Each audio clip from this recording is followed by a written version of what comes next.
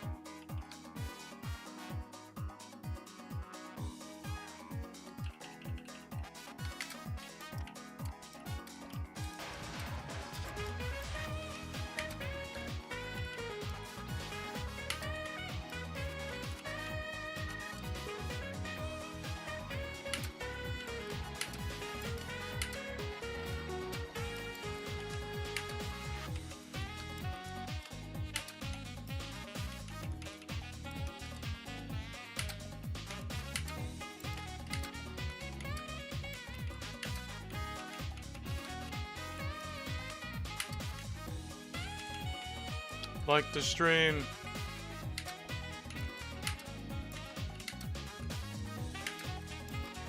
Like the stream.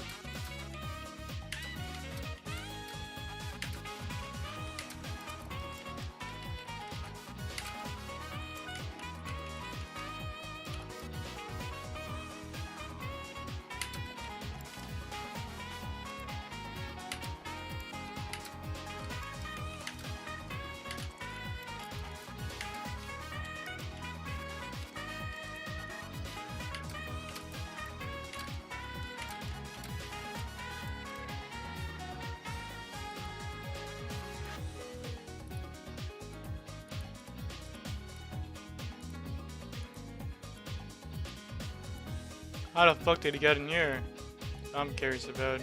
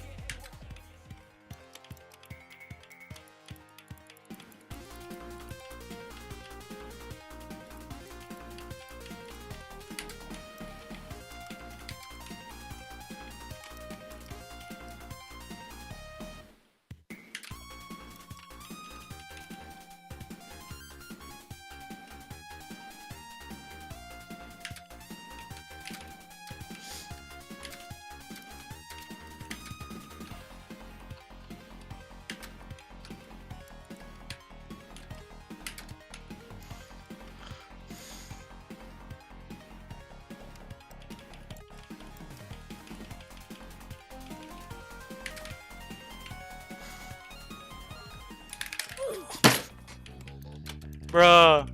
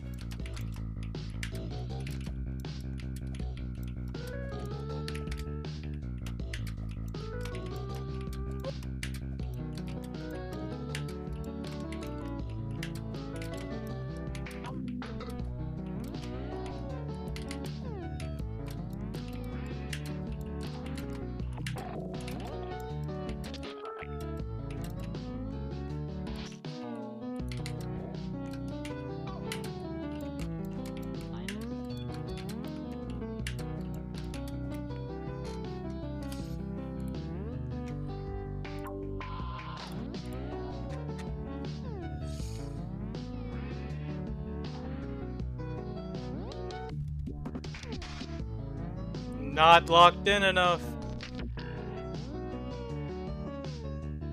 I'm not locked in. I'm not locked in.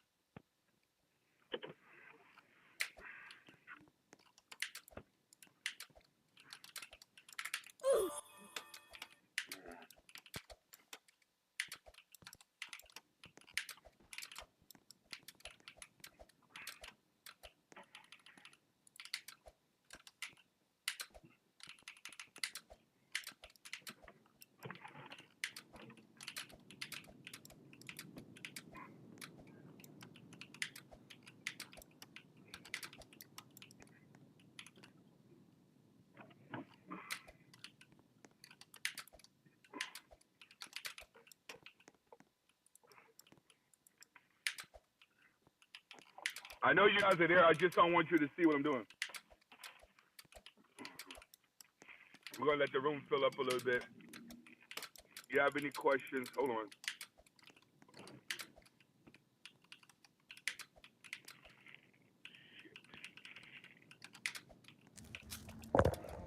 I'm back in it now. Y'all tell me how the volume is.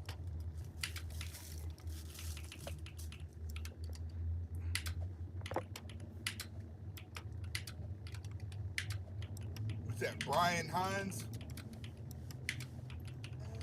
Y'all let me know if the volume's okay, if it's too loud or too low.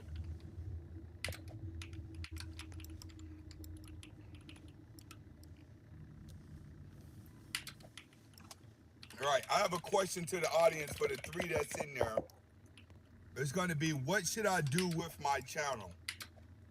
What type of content do you guys want now? I think I spent the last 3 months just posting Andrew Tate stuff. I'm almost at the end of my wits with the Andrew Tate. Although it's been doing good, getting a lot of good views. But in the new year, what is it that you guys really want to see? The core shit.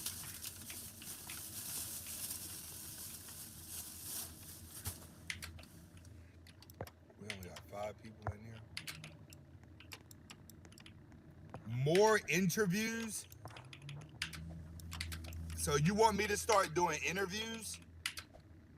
I can start doing interviews. Like, what people would you want me to interview? Because believe it or not, for the interviews to be good, it's got to be juicy.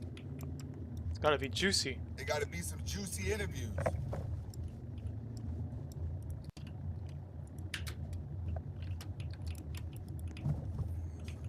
Says, link up salam to Baker GB. Salam to you, bro. All right, we're gonna let the room fill up some more. If you guys have any questions, start getting your questions in. As you pull your questions in, make sure you're putting a Q next to the question.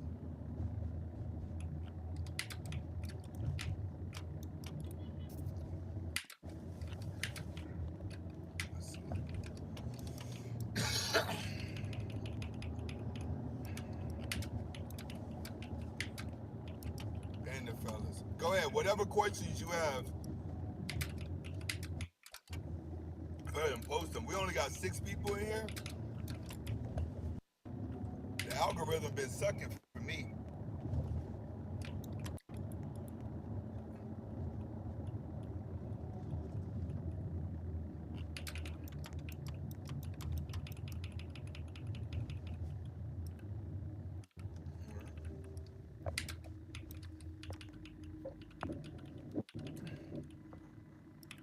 Just a quick observation. I converted to Muslim. When I converted to Muslim, I had to fill out the paperwork to be a Muslim through an Arab priest. I had to get ordained through an Arab priest to be a Muslim.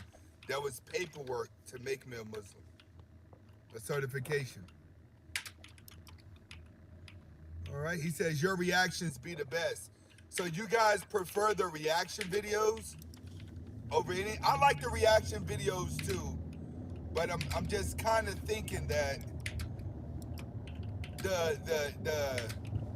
ratchet reaction to ratchet women is kind of getting old, but I'll still do it because it do pay pretty good. But I'm ready to go back to doing lectures. He says, can you send me money for my grandmother's funeral? Sure. Send your PayPal to my email. I'll send you a couple dollars.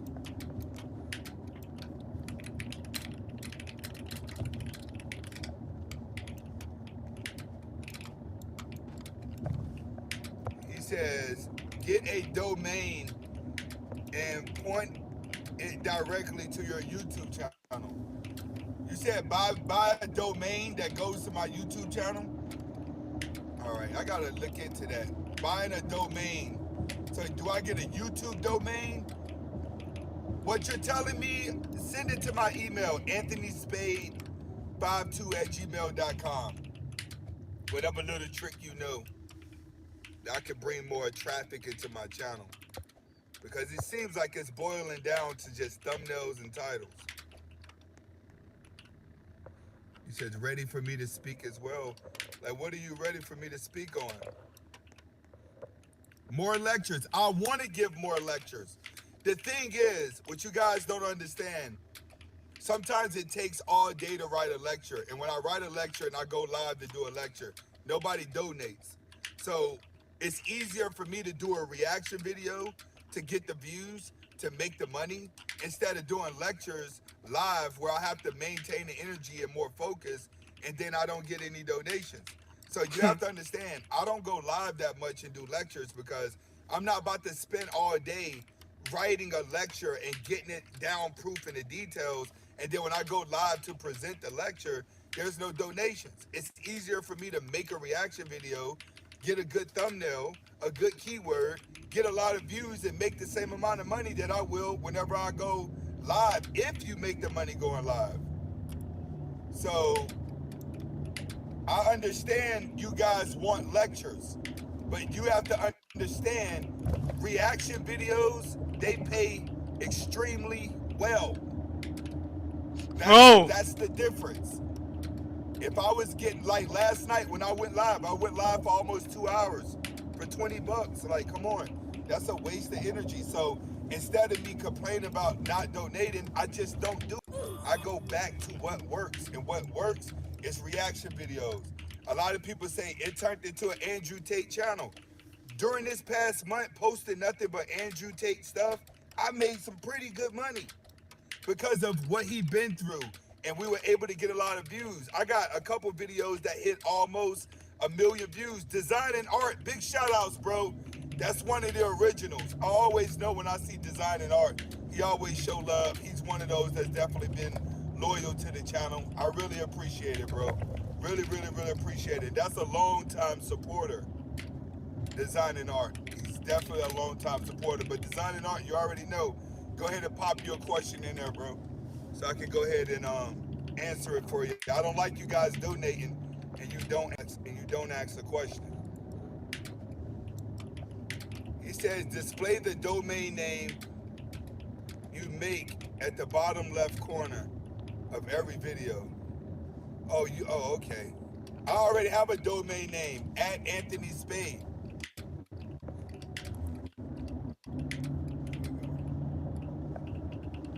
Be back into it. I just gotta hurry up and get up off this highway and get to my spot. Eduardo, Anthony, Happy New Year to you. What's going on with Andrew Tate and the irrational hate? One thing you have to understand about Andrew Tate, they don't really have anything on him.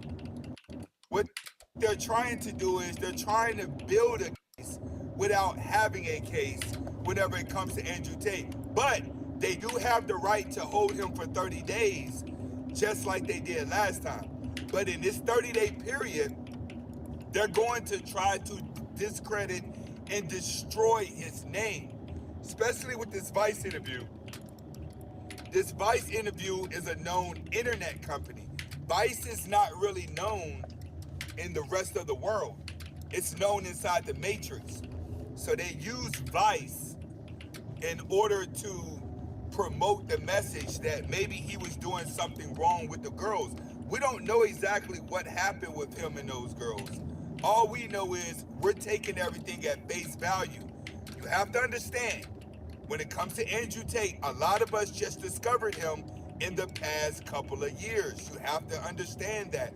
A lot of other content creators that are out here, we've been watching them way longer. So we don't really know the full details. We just feel like we know a lot about him because of how much information about him and how much we fell for him so fast. And we still love Andrew Tate. Everyone loves who this guy is. Like, let's just keep it funky. At the end of the day, he says what everyone believes, and he lives that life. And Oh my God. He can back it up. That's what really, really, really matters at the end of the day when it comes to Andrew Tate. So let me get up in here. Oh, we got some more. Shalom, 8009 with the 36. Big shout outs, bro. Really appreciate it, my man. Really do appreciate it. Let me go in the back of this parking lot. I'm trying to just get somewhere to camp out where the internet signal is going to be high. So I'm trying to get to the top of a hill where I can have the best internet. And I think I found it right here. All right, big shout outs to my man Shalom. Hold on. Okay, bro. I keep failing 5. I'm gonna do bad things. 8009. He did another one for $7.29. Big shout outs, bro. And then he did another one for 36. Really appreciate it. Both of the donations. All right, and another one for my man Design and Art. Okay. All right, let's go ahead and get the questions in. He says Andrew and his brother was set up. They were definitely set up, but you have to realize too, when you're a guy like him, you always have someone that wants to prey on your downfall. That's why us Sigma males, the higher we go with money, it seems like the less we want to show it. All right? The higher you go up, the more you got to hide it. And the reason why you're hiding it is because that's where your power at. When you try to act like you're more powerful than the system, then the system would turn against you. That's what's going on with Andrew Tate. He says, you see my question? Let me go back up to Design and Art's question. All right.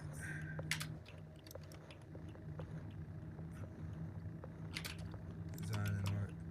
No, Design and Art, it don't. It didn't bring it up, bro. All I see is hit the like button and donate. And when I go back down, Eduardo. No, go ahead and drop it in there again, Design and Art. I don't know what happened. It said, you asked me if I see your question, yo. And how do I join the channel, become a member? It should be on the front, bro. It should be on the front. It should ask you if you want to join. If you're watching this video right now, it should be below. That's simple. But Design and Art, go ahead and ask your question again because it didn't send it to me. Let me go back up. Okay.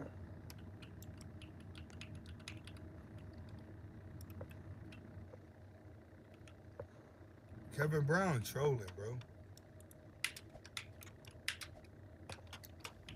We got something for trolls. All right, like I was saying about Andrew Tate. Andrew Tate is one of those guys that was trying to show the system that I'm bigger than you because I'm powerful on the internet. And what the elites are saying is, no, we have a way to slow you down.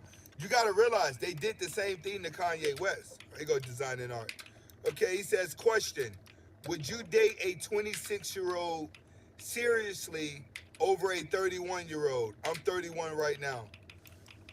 It all depends on the maturity level. I get what you're saying with it. Would you date someone your age or a girl that's younger? In my opinion, that age is kind of close together when you're dealing with women because women are hitting 26 and they're serious, but women at 31 are more desperate and more willing to, how can I say, adjust. because they need to level up a little bit faster than the 26-year-old. So in my opinion, it's going to boil down to the right maturity level. Whenever you're young, you're 31, you're still young, so you're still playing a young man's game. But a woman at your age can work as well, but it's going to be based off the maturity level. The best way to test both of these women to know which one that you want to be with is, I always say, you may have to do the I'm going broke test, or you may have to do the cheap man test to see which one is going to adapt to you. Like, you have to show a woman that whenever it comes down to you choosing women, you got to always place yourself in a position to where she thinks something's happening to you, and then you got to test to see if she gonna stick by your side or not. And if she ain't gonna stick by your side, then you could continue to go in the relationship, but you got to always know in the back of your head that you're not gonna wife her up. So when you're dealing with girls that close in the age, you're gonna get kind of some of the same response. All right. So in my opinion, aim more towards the 26-year-old, because that's normally the wake up phase for a woman. A 31-year-old can play a character better, which means she could try to act like a submissive woman. She could try to act out the role better because she has more experience. Which more likely, if you aim at the 26-year-old, you'll be able to see her game a lot further before she can get to it. A 31-year-old has a lot of experiences. It's easy for them to portray different characters. That's typically where a woman can portray a character to get the man, lure the man in, lock the man in, and then she changes. This is what a lot of married men see. They get a woman one way, they spend that time trying to get her, sipping to get her, and then when they get her, they're expecting her to adjust to be the type of woman that she said that she'll be. Bro, are you fucking kidding me? But she never turns out to be the Come woman that he on. wants to be during the simping.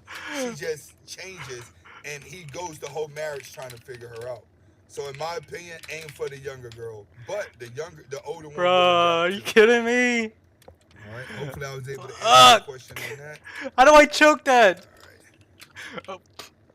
He says, "Have you thought about going on Fresh and Fit?" No I've thought fucking about way. going on Fresh and Fit, but at the same time, it's like everything is watered down, bro. Come on. I'm trying to find a different direction of where I want to go. I'm an artist at heart, so it ain't about going on Fresh and Fit to get the notoriety. I've been invited. Listen, behind the scenes, you notice I'm the only one that never did a collaboration, but I've been invited to everyone's podcast. That's no joke. I've been invited to everybody's podcast. Especially 2 years ago, I was invited to everybody's podcast. I just didn't do it. Why? Because I stick to the Sigma Male brand. At the end of the day, this is Sigma Nation, bro.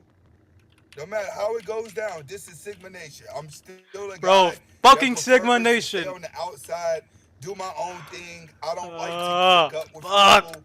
Like, I'm not like that. I've seen Fresh and Fit plenty of times outside in Miami walking around. I done seen that already, bro. I've denied everybody. You've never seen me do a collaboration. That was supposed to be the run. No fucking shot. Me do reaction videos and my videos outside walking with my dogs, or when I used to do lectures. That's it.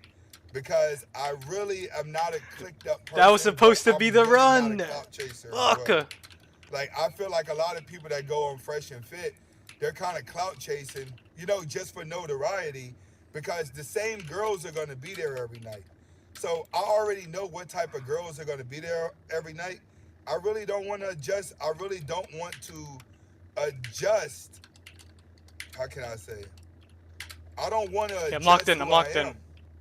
I didn't celebrate early, bro. I was trying to past 9. Bozo broads. But there's an audience out there that love the entertainment. I just don't want to go on there and argue and debate to prove something to a biscuit head. Like, that's how I feel. Is there not a lot of notoriety that can come with that? Yeah. Is it a lot more views that can come with that? Yeah. But it's also a lot of hate that can come with it too. A lot of extra energy that I don't want. A lot of these Bro, guys 9 got is the money free. and Why did I the fail fame and 9 the again? views, but they have a Bruh. lot more stress as well. You know what I mean? They got a lot more. You can get canceled for this. A lot more hate in their emails. A lot more of everything that comes with that money, bro. Especially when you're seen every day. So you have to realize you got to balance between happiness and money. You got to find that balance.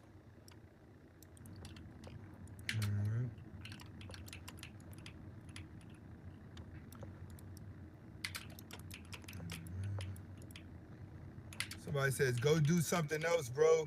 You ain't no teacher of life or instructor. Big shout outs, bro. You're right. Y'all guys just say anything. Seems this lame has been heartbroken. All right, there we go again. Like, notice he's talking and I haven't even said anything about a woman. Come on, bro. Like, don't, you know what? I'm leaving your comments up. I'm going to leave it up.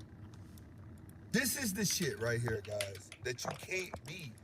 When you find yourself trolling online using words for attention, your life is over. Your brain is over. You have to understand that. Life was never meant for you to sit by yourself all day long watching videos, playing games. Life wasn't meant for that. That's only been 20 years old. Think about back in the days when people didn't have electricity, they didn't have cars. Life went on for millions of years like that. Now, life has people inside of a matrix where it's taking over your brain and you get so frustrated being alone, you'll do anything for attention. It's like, let me try to get underneath somebody's skin for attention. Let me try to get underneath somebody's skin for attention. Let me just say this thing right here for attention. Oh, if I say this, this will get us attention. Let me tell you something, homeboy. It's hard for you to really get underneath my skin because I know you're a fucking robot. Google tells me you're a robot. The algorithm tells me you're a robot. The algorithm tells me you're not human. So when you sitting in here and you just trying to troll me to get attention, I know deep down in your real life, you trying to make a decision what you gonna do. You here with it. You getting closer to here. And you don't even see it. Because now your life has been belittled to words. Life was never for you to be, life was never supposed to be adjusted to words. Sticks and stones may break my bones, but words would never hurt me. That's what I grew up on. The internet is too new for me. I went my whole life without the internet. I went the first 10 years of social media without, I got my Instagram just got started this year. In April 2022 was my first Instagram post. I'm not used to social media. So when I come into the comments and I look at people in the comments trolling, I say, man, these people are fucking brain dead. That shit is fucking sad. When you go to my Instagram, you see how many people I hang out with and we drive our cars up and down the road, donuts, we get along with everybody. Like, that's happiness. When you can have a life. Happiness is not sitting inside your room all day, bro, just coming up with words to say. And the reason why I'm saying it, it doesn't affect me. It's just that I know you're fucked up. I know you're fucked up, bro. And you don't know how to get out of that. You don't know how to go start a business. You don't know how to be happy. There's no way I failed end of 9, bro. I gotta overlook you, bro. You know what I'm saying? Just get your life together, bro. Stop trolling me. Nick the Magnificent, big shout outs, bro. Mr. Goodbreed Show, he says, stay true, never switch up. When they see you already have everything, you become a better teacher. Big shout outs, bro, to Mr. Goodbread as well. But yeah, like the trolls, man, y'all can stay around. Y'all need to hear this shit. I'm gonna start responding to trolls and just start telling y'all I love you at this point. It's like y'all be a distraction. I'll be going through the comments trying to figure out what content people like, and then people, here come the troll. It's like, oh. People still doing this shit for attention? Just go ahead and do it, man. What the fuck you doing? Like, come on. There ain't no point in sitting up all night trying to come up with something slick to say because you need some damn dopamine release. He says, red pill is going pink.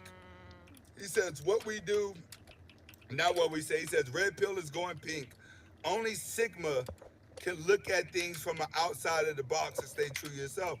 You're absolutely right. A Sigma male is constantly playing chess with life. Like, a person can't say anything to us and it affect us. We're going to look more like, why is this person saying this to me? That's what I look at. Every time somebody says a comment to me, I say to myself, like, what's the point of that comment? To aggravate me? Let me tell you something about Anthony Spade. I haven't showered in a day. I didn't brush my teeth today. I got fat around my stomach, right? Bruh. I had a boil on my leg 2 days ago. The doctor said I got to get a crown removed in my teeth and I got to get braces. What else? I'm trying to just think of more bad things that I could say about myself for you guys to get the point how much I really don't care what you say about me. This is all out Sigma over here. Whatever bad thing that you think you could say about me, I'll name 100 other things worse than what you could say and say them about myself. That's the difference between me and you. I can sit inside of a room with 1,000 people doing nothing but cracking jokes on me, and I won't break one sweat. Because I've accepted all of my flaws in life. That's the difference between me and a lot of people out there. Is I've accepted the fact that I'm not perfect, and I'm willing to embrace that I'm not perfect, and I'm willing to embrace that I work on perfection while not being a perfect person. That's what you guys have to discover, the ones that are claiming to be Sigma.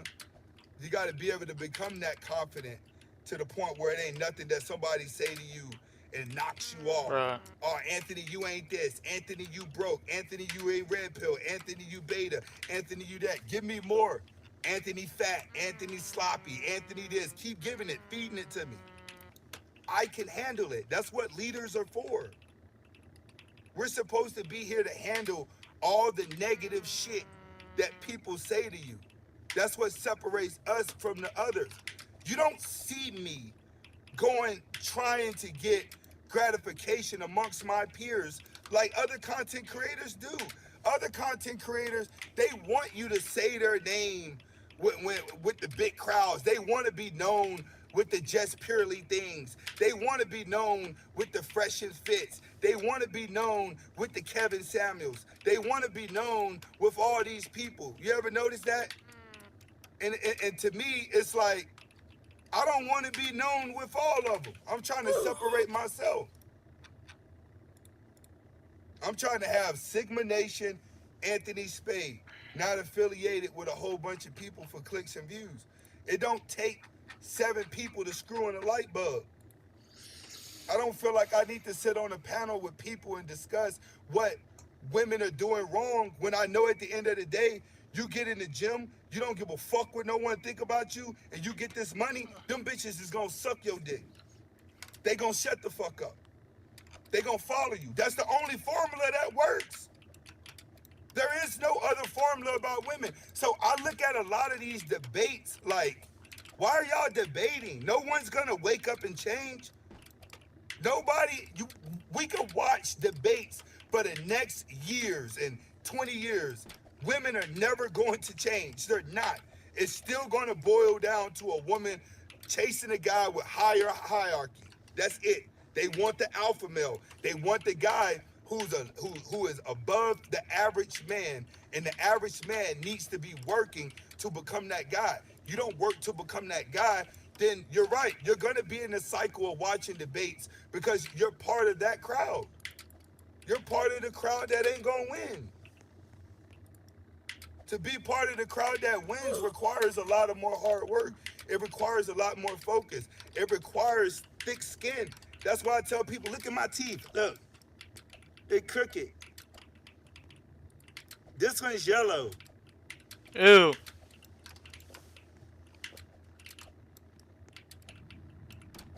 You got anything negative to say it. Get it off.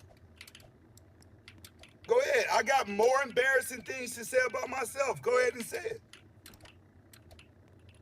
That's what separates me from everybody else. Is I'm sitting here to actually give you the game that you need to survive, but I have to allow the ones that get lost to get lost. I think I see a lot of content creators constantly trying to prove to people that they real. Like, no, I'm real. I give it to you raw. I'm real. Y'all should be following me. Them niggas don't know what they doing, but they ain't showing you how they real life is. They just talking. They say I'm real because I can tell you, I can be more passionate about downplaying women. I'm real because the other guy says some women are like this. I say all these bitches are like this. That's their form of being real. It's just being more grittier. When at the end of the day, if the person that's the most grittiest towards women is not a top-notch dude, it's like, you're bitter now. That's what you gotta realize. That's how a woman's gonna look at it. If a woman comes to my channel and she sees Anthony Spade got his life together, we go on his Instagram, he has cool cars. We go to his other channel, he actually does more than just reaction videos. He actually remodels houses, he customizes cars, he has a channel where he goes on different places. They see that.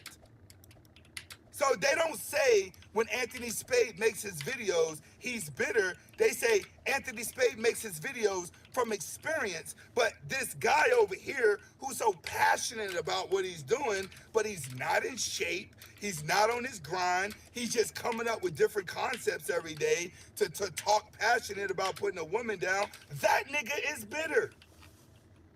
In Sigma Nation, we're telling you, you gotta be the all-around dude.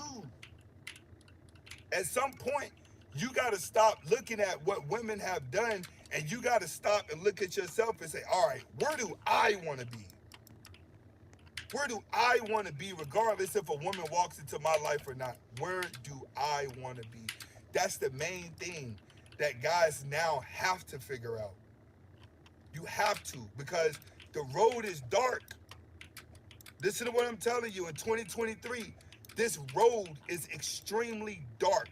Everyone's been taking them strawberry jelly beans. And them strawberry jelly beans have tasted too good for too long. They done got fat eating them. So now that's all their body wants. It's just strawberry jelly beans. All right, go ahead and get some questions in there. Hold on. He says, and look, they stopped trolling now. Design and Art said, and look, they stopped trolling now. You right. What you just seen me do is a life hack. And I want everyone to watch that life hack I just did. Remember when they started trolling? The first thing I did was start putting myself down. That's how you kill them. You can't kill something. I can't do ready this shit. to die. You have to understand that. You have to I don't know if I show can the play world this anymore. that you're prepared for anything at any given moment, and they can't affect you. You guys got to learn to use that life hack in your real life. When you got somebody picking on you, you tell them, yep, I'm fat. Yeah. I'm ugly. Yeah. I'm everything. You knock it out Playing at a the different first insult. audio. And then it stops them. See, that's what us Sigma males know how to do. We'll keep playing mind games with you till you realize that you've been playing with yourself. You know what I'm saying? You're right, Design and Art. They stopped trolling, but look how fast I got them to stop trolling. You know why? Because I took what they thought I was insecure about and threw their own insecurities back at them by putting myself down. Now you see how that works? I'm still cool.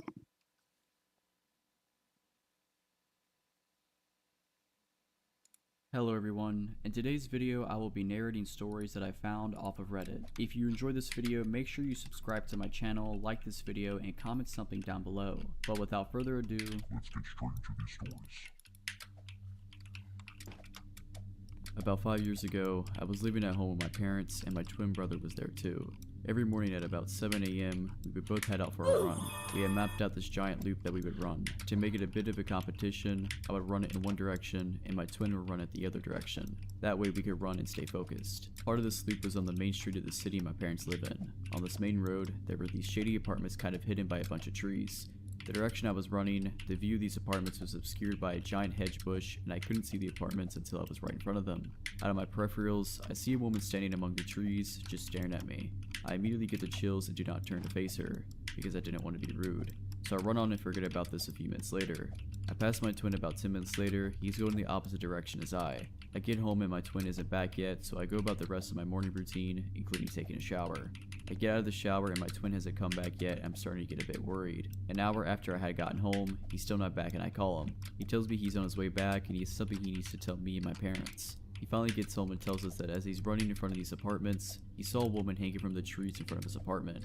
As soon as it's obvious he's seen her, a man comes sprinting from the apartments wailing and screaming, "No, I can't believe she did this," and grabs her body and lays her on the ground and starts performing CPR. It's obvious he is her husband. My brother calls the local police and they dispatch an ambulance and police officers. My brother has to stay for questioning as a witness report and all that jazz. He's obviously troubled by it. Since he was going the opposite way that I was running, he didn't have a hedge obscuring his view and got a straight on view of this woman hanging there. It's so hard for me to believe that the woman I saw staring at me out of my peripherals was dead the entire time. I do find it very sketchy that the husband came running out as soon as it was obvious that someone had discovered the body. That is a bit too convenient if you ask me, but I don't want to say this man killed his wife without any evidence. I just still can't fathom that if I would have turned my face to this woman, I would have discovered her about 20 minutes earlier than my twin, and it deeply troubles me that I didn't. I had just gotten out of a That was bad supposed to be the run. someone on a popular online dating Bruh. app. To be honest, I wasn't looking for anything serious. Just someone to go watch a movie or have a drink with every now and then. I had 2 boys and was very happy and living a peaceful life on my own after going through hell. So I meet this guy who is just a couple years older than me and he had turned his life around. When he was younger, he used to meet gangs and drugs, and now he was into working out and staying really fit and doing family stuff. I guess you could say I felt protected by him. He was a hard worker, self-sufficient, had a son, and he loved going to the gym every day. I myself had kind of a crazy past, but overcame and we seemed like a good fit. We would go to dinner, movies, normal dating stuff, but eventually he wanted to spend more and more time together, and I was having trouble giving up all my free time for him. And he would get angry about this. Like, really angry. After being with a controlling, possessive guy for so long, this was obviously a red flag, and after 3 months, I told him I didn't want to see him anymore. He said he needed to confess something to me. He admitted to me that he was using steroids, and that was the reason for his mood swings. He cried and said he was sure that was the reason, and was willing to stop if it meant he could have another chance, and I obliged, but only under the condition that we remained friends. Things were okay for a while. We saw each other maybe every other week, and he started wanting to see me every week, to which I told him that I was not interested in being anything other than friends at that moment, since I was not ready for a relationship. He tried to talk me into giving him another chance, but I just didn't find myself interested in him in a romantic way, and so I insisted that we just be friends. I stopped talking to him because I got mad at his insistence that we still talk every day, since he said that's what friends do. He would always ask about my whereabouts and ask for pictures of who I was hanging out with. I told him this is not what friends do, and he just insisted that he just innocently wanted to see what I was up to. Fast forward 6 months later, and I hadn't spoken to him at all within that time. I was happy and living my life, and on one particular night when my youngest son was at his dad's, I went out to a local bar with friends. My oldest son, who was 13 at the time, was home alone, so I left a little early to make it home around 10 p.m. I laid down in bed and go to sleep. So a little info on my living situation.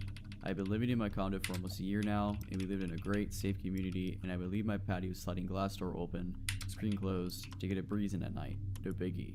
My bedroom was close to the patio, and my son would sleep in the loft. That was the closest to the front door. I'm dead asleep when I suddenly feel someone slowly sit on my bed. Bruh. I'm laying in bed wondering why my son would come sit on my bed so slowly. He wouldn't. I turn around, it's not him. It's Mario, not his real name, laying down in bed next to me. I sit up and ask him how he got in.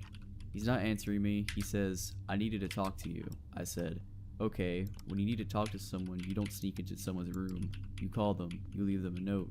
Literally anything but this. I'm thinking I'm gonna kill my kid for letting him in." He said, "I didn't have your number anymore. I needed to talk to you before it's too late." I didn't even entertain the "before it's too late" bit because I was livid, but something told me to keep my cool. I sit up and say, "Blow my shoulders and let's go." Says, "Okay." This proceeds to exit through my patio door and jumps my patio wall, which tells me that is exactly how he got in. I freaked the f out, check on my kid. He had no idea what was going on. I locked all my doors and I didn't sleep the rest of the night. The next day I text him and I tell him that if I ever see him near me or in my complex, I will call the police and to never contact me again. If you're wondering why I didn't call the cops to begin with, I knew you had a gun, so A, I was scared of being retaliated against for being a snitch. Oh my and B, fucking I god, figured why? the cops Can I would not probably do the not rap? much or just let Why? him out, and I was Bruh. afraid of what he would do after the fact. Either way, he left me alone and I didn't hear from him for years. 4 years later, I'm going through Facebook and I see his face in People You May Know. I click on the picture and notice that it looks like a jail picture. You know, those pictures where the guy is clearly in a jail cell. I scroll down the page and his most recent post is him posting his address for his family members to write to. A prison address. So I Google his name, sure enough, articles after articles, all with the same headline. Man arrested on suspicion of killing girlfriend. About 2 years after him and I dated, he shot and killed the girl he was dating. That could have been me, and I feel like thinking if there was anything I could have done to stop him. Even scarier thought is that he only got 12 years for her murder. So my stepsons are 7 and 10. They play with 5 other boys in our area, which are of similar age, and all go to the same school in our neighborhood. Now there is a police station in our neighborhood, and we live in a city that is large, but we feel very safe here and have almost zero crime around us, so when they go to the park to play with their friends, my husband and I agree it's okay. They'll be gone for hours, going from house to house swimming, jumping on the trampoline, scootering, skateboarding. Sometimes they're all at my house and my pool. It's a good system. However, our state has been known for human trafficking. Because we are close enough to the border, it's just something I worry about. So I bought them bright orange whistles and tied them to their backpacks. Sometimes they all ride bikes to school together. At home I had each of them blow into the whistle as hard as they could, so they knew how loud it was and to only use it for emergencies, which we've discussed emergency situations. So today on break from school, the kids wanted to do a lemonade stand. Something in my gut told me to say no, that's not a good idea, even though they had their own little garage sale around Christmas to make money to buy gifts, and the neighborhood thought it was so cute that they actually got a ton of donations and made very good money. I didn't have any worries that time, but today was different for me though. As my older stepson was making his signs, I reminded him about interacting with strangers and he needs to watch his brother, and so he asked me, "Should I bring my whistle?" I said yes. Great idea. I took it off his backpack and I put it around his neck and I told him I'm going to leave the window open. If you feel scared or something happens, you blow that whistle like there's no tomorrow and I'll run outside. They were right on our street corner of our neighborhood, right where the main street is through our neighborhood, so a decent amount of cars go by. An hour or so goes by and I'm into a documentary when I hear that whistle and my stomach drops. I dash outside to see a flashy red car. I was looking and running towards the kids, so I wasn't paying close enough attention to the car, but I immediately saw all the kids there, and this guy is getting back into his car, and my older son tells them that the man in the car got out and was talking to them, asking them their ages, and invited my younger son to get into his car. I literally told my older son earlier, do not get into anyone or near anyone's car. So he said he didn't feel safe anymore and he blew that whistle as hard as he could. My mom said that the car looked like a Dodge in red. That's what my son told the police. I got a good look at the guy at least, but didn't get the plates. He was getting to his car as I was making sure the kids were accounted for and pounded the crap out of his hood, asking him why you would ever invite a child into your car before he drove away. I wasn't thinking clearly and was in a bit of a panic. The police said they searched our entire neighborhood for the car and put out a description of the guy in the car, with a now possibly dented hood for me. They put out an alert and are taking this very seriously, so at least there's that. I'm so thankful for that $10 whistle I ordered on Amazon. Sometimes you just don't know when something is going to go down. I went dancing with some friends and was really drunk by midnight. Unfortunately, this was back when I had little money, and I realized you could only save money by eating very little before going out, and it would take a far fewer drinks to get drunk. So I was so drunk I could barely remember my friend ordering me an Uber home. My phone was dead, of course. I can vaguely recall them helping me into the car and telling me to get home safe, but I don't remember greeting the driver or the first minute or so. But soon after getting in, he asked how my night was and if I smoked. Honestly, I was just thinking about bed at this point, so I sort of just slurred out that I did sometimes. He then offered me a joint, and this is the first moment I got sort of nervous and began paying attention. I tell him something like I'm really tired and I'm just ready to get home. I think he said something about it being an indica-based joint and it made for great sleep. Once again, I say something not exactly like no, but not a yes, which he takes as a, yes, I'll take that joint now. Once again, I'm still drunk enough and I can barely see straight or speak clearly. So when he says, okay, well, I have to cancel the ride really quick because I can't give it to you while I'm on the clock, or something to that effect, it takes me a second to realize how dangerous that is. And by the time I start to say something, he has canceled the ride and pulls over. We were just east of a bridge, I think, and it was totally secluded. Some empty parking lots, a closed auto body shop, and no one in sight. It's starting to hit me now that I'm in the car, and not with the same Uber driver but with some stranger. I can't call anyone, and he's trying to give me weed that could have anything in it. For the next minute or so we're pretty quiet. I can't remember if there was any small talk he tried to make because I was beginning to panic. and every time he handed me the joint, I would take fake hits, just breathing it into my mouth and not into my lungs. I felt tired, clumsy, and weak. That kind of drunk where you're almost at the point of nausea, and I knew I couldn't do much if anything to defend myself at that point. I remember vividly being fixated for a moment on the fact I didn't have a pair of keys to defend myself with, as my building used fobs for just about everything and I didn't take my mail key with me. As I'm freaking out, I look up to see if this guy is sort of noticing, and I make eye contact with him in the mirror. He was just staring at me, but I couldn't read his expression. Finally, he says something along the lines of, "Well, let's get out of here." I tell him I'll just call another Uber to get home, thinking at this point it might even be safer to walk. And he says, "No, I still have your address. I'll just take you home." For a moment I was relieved. I guess I wanted to believe him so badly that I would get home safe, so I just believed him. I tried to calm myself down, thinking he hadn't actually done anything threatening. Maybe he was just your typical stoner guy and I'm overreacting. At this time, I lived on PSU campus in downtown Portland in the southwest area of the city. He's driving me north on the east side of the river. There are several bridges to our left, and as he keeps moving north, he has several opportunities to take an exit to hop over the river and get me back downtown. We keep skipping them, and we keep passing bridge after bridge that could get me home. Up in northeast Portland, there are some large industrial areas that could get very isolated at night, and Portland in general is surrounded by lots of forest. So I knew he could have me in a secluded area and really quick.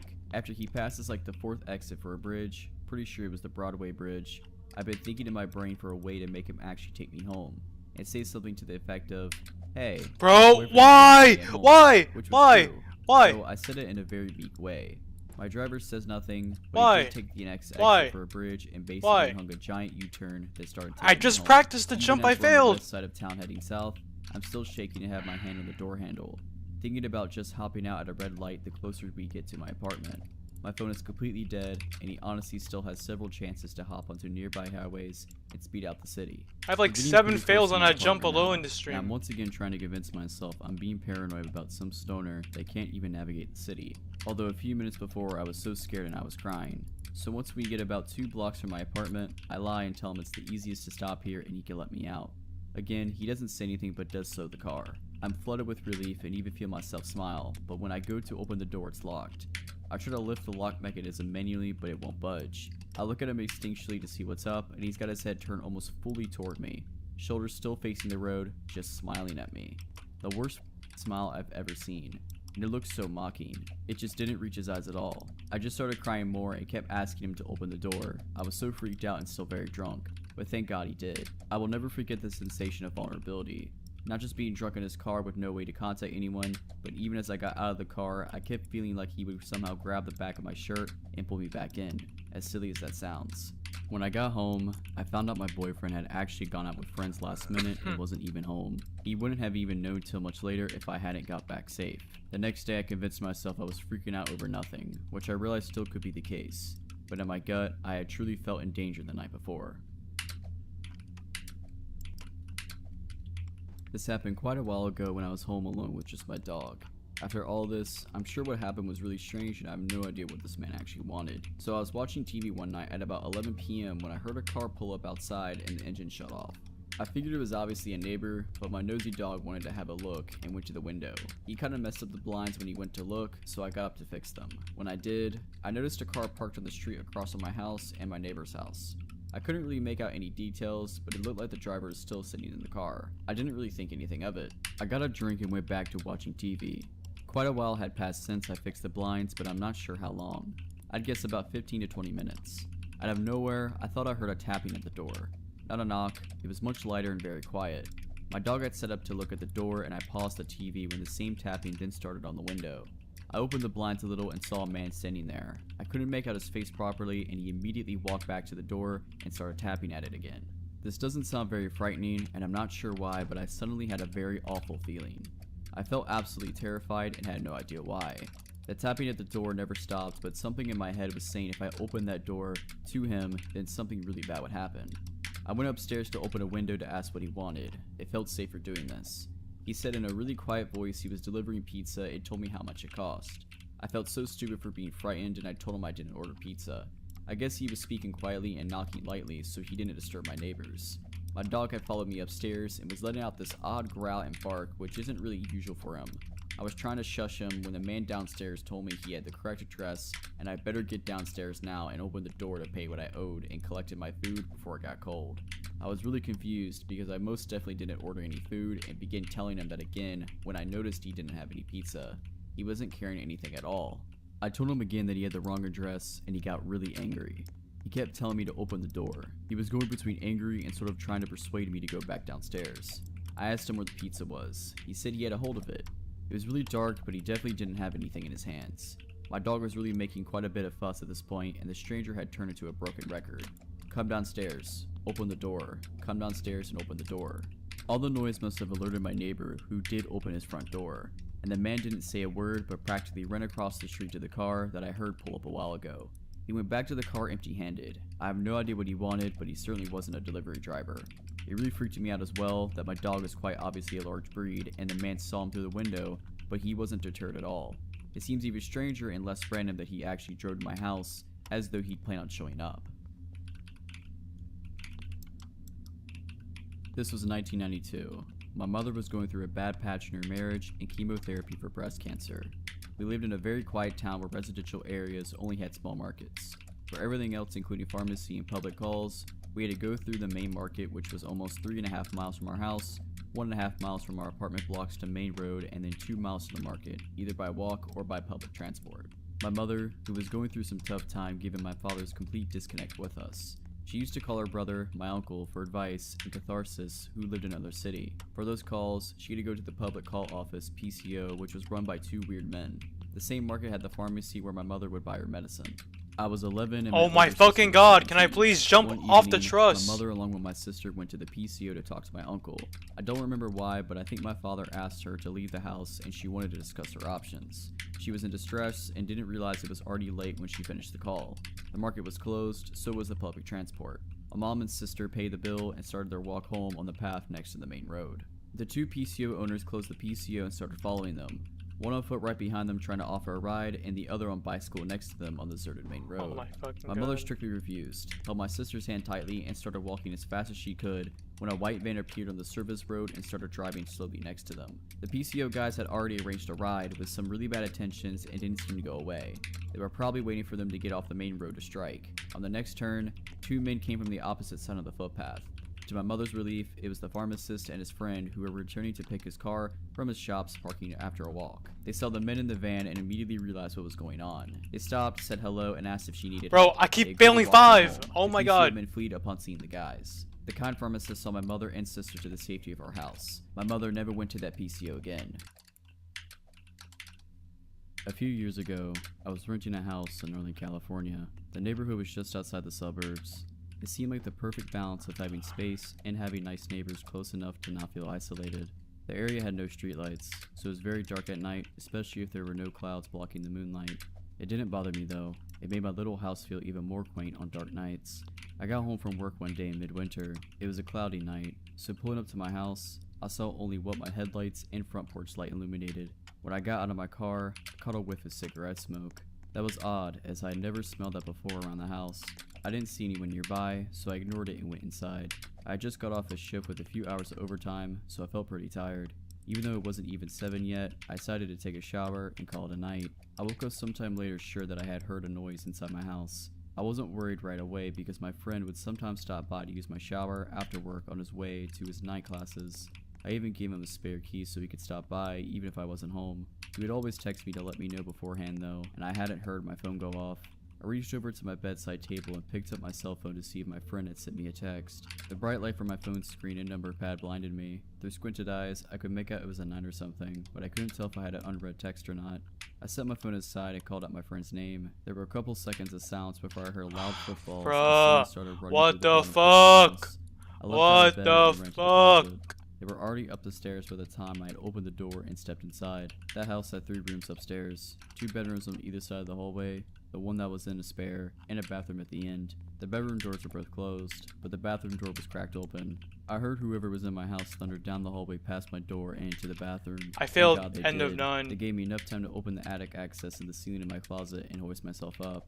I just started to lift myself up when the person ran back out of the bathroom. My feet were barely inside the attic when my bedroom door burst open. I heard footsteps run into my room and stop.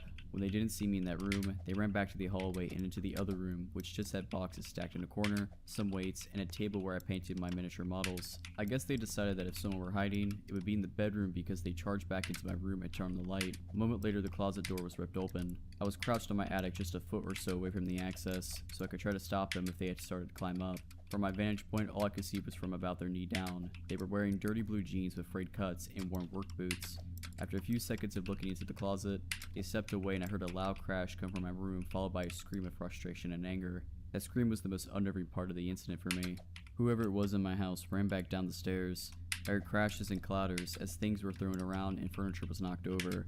I stayed crouched in the attic. I had left my cell phone when I ran for the closet, and I wasn't certain I could climb down without him hearing. After some time, the noises stopped. I started counting slowly, and when I reached 1,000, I decided it was safe enough to climb down and call the police. The first thing I noticed when I exited the closet was the intruder had flipped my bed over, I assume in an attempt to find me. That was the last noise I heard after they stepped away from the closet. I couldn't find my cell phone, so I went to the landline by the bed and called the police. I waited in my room until I heard them call from downstairs. The first floor was a mess, but I expected that. Chairs had been knocked over, the sofa had been flipped, all the books, pictures, and knickknacks I had on my shelves were strewn all over the floor. The cupboards in the kitchen had been opened and all the boxed and canned foods had been thrown to the ground. As far as I could tell though, the only thing missing was a single knife out of the wooden block in my kitchen. The police checked the house from top to bottom. They also found a few cigarette butts along my fence line, along with some foil and an empty pin tube which the police said people often use to smoke meth with, so they think they had been watching my house for a while. I realized that they must have been out there smoking a cigarette when I got home. They collected up the evidence and told me I should stay with my family or friends that night and get that door fixed as soon as possible. I opted to just not sleep. I moved a shelf over to block the broken door and spent the next couple hours cleaning things up. I would often go to the window with a flashlight and shine it along the fence line where the police found the cigarette butts and foil, but I didn't see anything. The next day I called to have the door fixed and motion lights installed at the back and sides of my house. I lived there another 3 years without incident.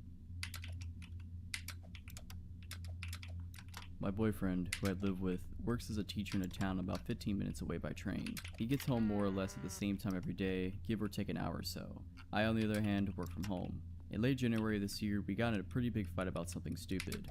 I can't remember what it was by now, but it was one of those fights where we didn't speak to each other, text, or call, or anything the whole next day.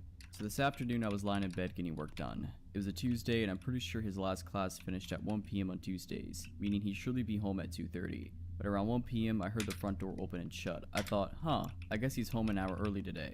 It was normal for him to skip his class every once in a while, so I didn't really think anything of it. In fact, I was mostly mentally preparing for the awkward post-fight, hey, how's it going conversation. So I continued to lie in bed and do my work and wait for him to come in and change his clothes. The bedroom door was closed and I had earplugs sort of half in, as I usually do when I'm working. But I could hear the heavy footsteps of him walking around the apartment, as he always does. If we hadn't been mid-fight and I wasn't so preoccupied with the awkwardness of all of it, I might have noticed it was strange how slow the footsteps were or how long he spent walking around the living room. But I was caught up in the dramatics of the fight and didn't think about it. I was just lying there, waiting, and waiting for him to finally come in. Finally, the bedroom door slowly opened just a few inches. I turned my head towards the door and prepared to give him a sort of awkward, we've been fighting for 24 hours, huh, smile. But the door didn't open more than a few inches. I looked and saw that it was a woman's hand with red nail polish on the doorknob. Whoever was there slowly closed the door just as they opened it, without entering the room. I jumped out of bed, ripped out my earplugs, and sort of froze there for a few seconds while thinking rapidly. My first thought, that was not my boyfriend. Then I thought, could that have been his mom? His sister? The landlady? For some reason, I concluded that surely it was his mom or sister. So I opened the bedroom door and walked into the living room. There wasn't anyone there, but the room smelled heavily of women's perfume. Then I came to my senses and realized, his mom and sister don't have keys and have never come before. The landlady has never entered without permission. This was a stranger. I ran back into my bedroom and shut the door, now shaking heavily. There was a balcony connected to the bedroom, so despite the cold January rain, I stood on the balcony and called my boyfriend. He picked up and I asked him if his mom or sister might have come over unannounced. He told me, no, don't move, I'm calling the police. The police were there in minutes and searched the whole apartment. Of course, nobody was there by this point. It was weird though. Nothing was missing from the apartment despite us keeping a jar full of money right in the entrance. Nothing was even touched. In fact, it seemed like the intruder came straight in the bedroom, saw my legs on the bed, panicked, and left. Plus, you can't open that big wooden front door without a key. Nevertheless, we demanded that the landlady change her locks. When she came to change them with her husband, she made a discovery. There was a square area by the keyhole that had been scratched away with something. The landlady said surely someone used tools to break into the apartment.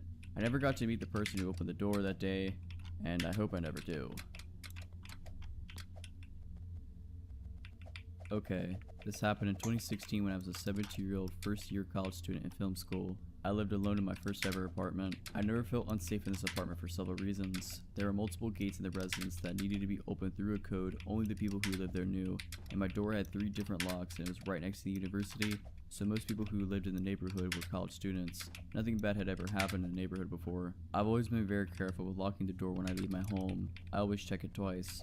So this one time, I leave to go to class and lock my door, but for some reason, I couldn't get the key out of the lock.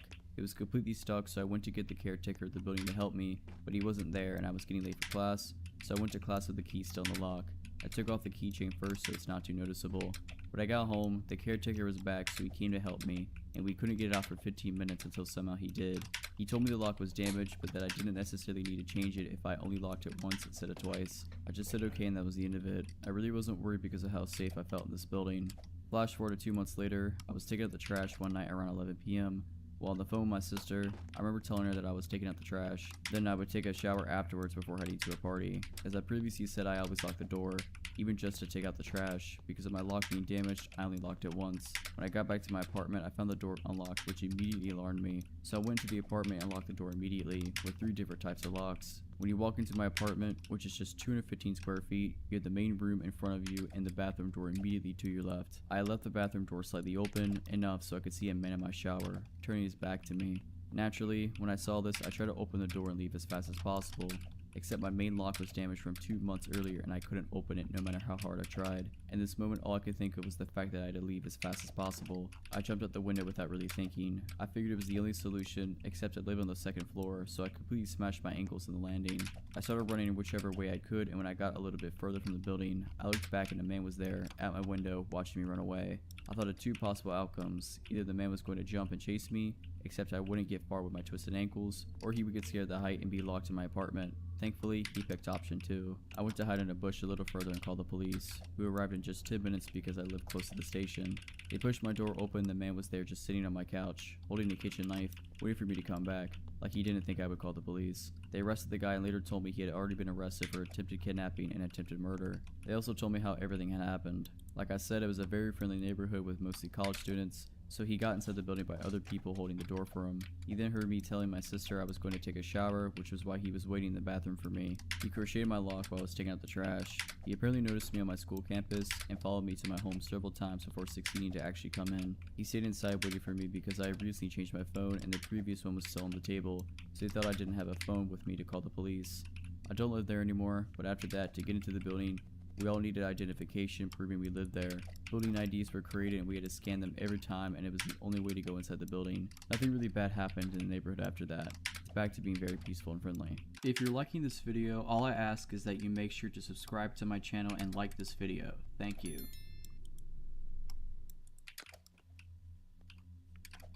A friend and I played after-school hockey. It wasn't a popular sport, so our games took place at another school, which was incredibly far away and pretty much in the middle of nowhere. The area didn't have any train stations, so we relied on 3 different buses to get there, and again to get home. The games usually took place pretty late and ended around 7 to 8 p.m. when it was dark. All the other girls in our team got picked up by their parents, but we always busted together home. We didn't feel it was dangerous because there were 2 of us and being classic 12-year-olds, we thought we were mature enough to be independent. Because we had to change buses 3 times, and we lived so far away, by the time we got to our second bus stop it was usually pitch black. The second bus stop was desolate, far off from the school, in front of some kind of abandoned building, and basically a bit creepy. The stop was small and wasn't sheltered, it was just a steel pole with a bus painted on the sign. On this particular night, it wasn't raining as well, so we felt extra miserable standing out in the cold.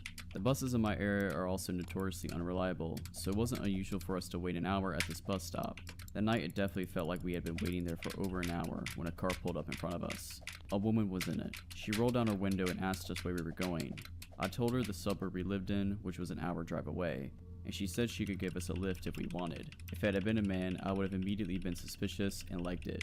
But because she was a youngish woman, looked about 40, it didn't raise any red flags in my mind. I remember thinking that she must be understandably worried about 2 young girls standing out in the rain at night. I smiled and thanked her and said it was okay, and we would wait for the bus. She hesitated and then drove away. But a few minutes later, she came back and pulled up in front of us again. She told us her daughter wasn't at a play and that she was going there anyway to pick her up, so are we sure we didn't want to lift? My friend was almost about to get in, but I hesitated. Maybe thanks to my parents drilling me about stranger danger, and I said thank you, but it was alright, we'll wait. She was a bit pushier this time and asked us if we were sure quite a few times and mentioned her daughter again, but eventually she drove away. At this point, I think my intuition was telling me that it felt a bit weird that she hadn't mentioned her daughter earlier. Another few minutes later, she came back again. This time she said that she had just driven past our bus further down the road and then it obviously skipped our stop, so she offered to give us a lift to try to catch up to it. This sounded unlikely to me. By this point, I was super suspicious. I didn't really have any time to think, so it's just a bad gut feeling, rather than any logical reasoning. With all the politeness and smiles gone, I straight up just said no. I could tell my friend, who was about to get into her car before, was also starting to feel weird about it because she backed away from the road. The woman hesitated for a while. It lapsed into an awkward silence and I remember she just kept glancing at her back seat. I remember holding my hockey stick tight and playing in my brain how I was going to defend myself.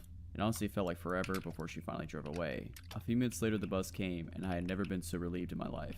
By this point, we were absolutely soaked. To this day, I still don't know whether she was just worried, a good Samaritan, or a potential kidnapper. I flip between the two and honestly I can't decide. My friend also thinks it's a mystery, but we don't know if we were just being paranoid. This was around 2015 and I was living in Seattle. I worked in an office that allowed me to bring my dog to work. A 100-pound German Shepherd. He's a big sweetheart but looks quite scary to strangers. After work one day, I got on the bus home, which was around a 45-minute ride. I noticed someone stared at me and didn't think much of it. While it's unsettling to be watched, I've had my fair share of odd conversations on the bus, and it wasn't out of the ordinary to encounter such weird behavior. I honestly don't remember too much about his appearance, but I do remember thinking he looked fairly normal and didn't seem high or drunk. My bus stop was on a busy street in a bit of a sketchier part of town, but it's not frequently trafficked. When we reached the stop, my dog and I set off on the short trek home, only a few blocks away. As I exited the bus, I noticed the man who had been watching me had exited too. Something was off about him. He seemed intent on keeping stride with me, trailing closely behind. I've heard advice somewhere in the past that you shouldn't go straight home if you're being followed. I'm sure that's situation specific and sometimes it's safer to be in your home, but nothing had happened besides having my personal space invaded and didn't feel immediately unsafe. So I opted not to lead this stranger straight to my door. I knew that my partner at the time wasn't at home, so I decided the best plan was to weave through my neighborhood for several blocks to try to lose him. I think a part of me was also wanting to be sure I was being followed at all, or if this person just happened to be walking in the same direction. After several blocks, it became clear he was following me. I was weaving around erratically and he was walking the same path. Neither of us spoke to one another and I was becoming more and more frustrated that anyone would follow a woman home. The streets were quiet and I couldn't see anybody Okay, I'm around, done so streaming. I could signal to Maybe her tomorrow help. I'll win. I don't think I would have been Goodbye. so surprised this was happening if I was alone and without my dog. I can't imagine anyone in their right mind following someone with a large German Shepherd. I started walking fast.